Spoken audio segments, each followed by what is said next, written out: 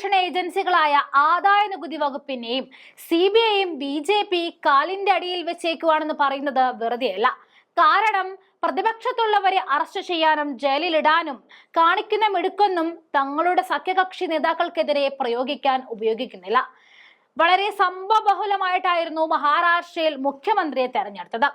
മുഖ്യമന്ത്രി കസേരയ്ക്ക് വേണ്ടി ദേവേന്ദ്ര ഫഡ്നാവിസും ഏക്നാഥ് ഷിൻഡെയും കടിവലി പിടിച്ചപ്പോൾ നിങ്ങളുടെ പാടായി, ഞാൻ ഈ മൂലയ്ക്ക് ഉപമുഖ്യമന്ത്രി കസേരയിൽ ഇരുന്നോളാം എന്ന മട്ടിലായിരുന്നു NCP നേതാവ് അജിത് പവാർ പക്ഷം.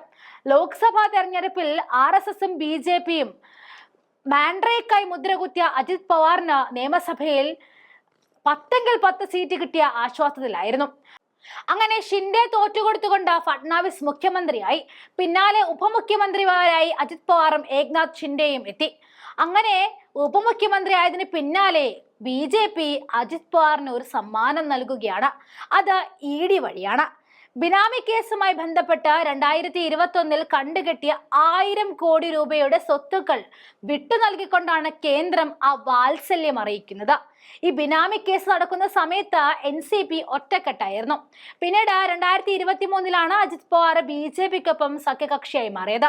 അതുകൊണ്ട് തന്നെ ഇരട്ട എഞ്ചിൻ സർക്കാർ മഹാരാഷ്ട്രയിൽ ഉണ്ടാക്കാൻ സഹായിച്ച അജിത് പവാറിന്റെ പഴയ കേസ് തേച്ചുമാച്ച് കളയേണ്ടത് BJPയുടെ ഉത്തരവാദിത്തമാണല്ലോ. അത് കൃത്യമായി നിർവഹിച്ചു കഴിഞ്ഞു. ഇതാ പറയുന്നത് BJPക്കൊപ്പം നിന്നാൽ നമുക്ക് ഈസിയായി കേസിൽ നിന്നും തലയുരാമെന്ന്.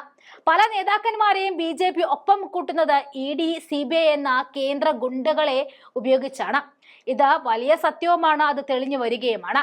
കേന്ദ്രത്തിന്റെ വെറും കളിപ്പാവ മാത്രമാണ് ഈ അന്വേഷണ ഏജൻസികളെന്ന് വീണ്ടും തെളിഞ്ഞു വരികയാണ്. അജിത് പവാറിന്റെ കുടുംബം ബിനാമി സ്വത്ത് കൈവശം വെക്കുന്നതിനായുള്ള വാദം അപ്പലേറ്റ് ട്രിബ്യൂണൽ തള്ളിയതിന്റെ പശ്ചാത്തലത്തിലായിരുന്നു നടപടി ഉണ്ടായത്. ബിനാമി കേസുമായി ബന്ധപ്പെട്ട് 2021 ഒക്ടോബറിലാണ് അജിത് പവാറിന്റെയും കുടുംബത്തിന്റെയും കൈവശമുള്ള വിവിധ സ്ഥാപനങ്ങളിൽ ആദായ നികുതി വകുപ്പ് പരിശോധന നടത്തിയത്. പിന്നാലെ സത്താറിലെ പഞ്ചസാര ഫാക്ടറി, ഡൽഹിയിലെ ഫ്ലാറ്റ്, ഗോവയിലെ റിസോർട്ട് എന്നിവ കണ്ടുകെട്ടിയിരുന്നു.